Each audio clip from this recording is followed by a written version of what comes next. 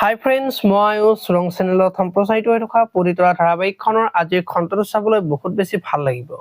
কিয়নো যোৱাটো খণ্ডত চন্দিকাই জোনক পইচা আৰু সোণৰ চেইনডাল জোনৰ ৰুমত থৈ জোনে চোৰ কৰা বুলি মাকৰ আগত কৈছিল।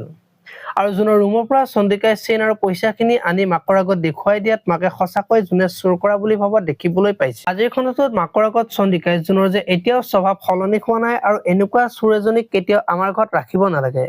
মই দেখা পালো বুলিহে নহলেতো তাই লৈ গল হয় বুলি মাকৰ আগত কৈ থাকিব। ইফালে আকৌ জোনে ৰুমৰ ভিতৰত সোমাই কান্দি থাকিব আৰু পিহুৱেকে জোনে কান্দি থকা দেখি জোনে পইচা চোৰ কৰা নাই মাইহে মামীৰ ৰুমত পইচাখিনি থৈ মামীয়ে চোৰ কৰা বুলি মামীক গালি পাৰিছে।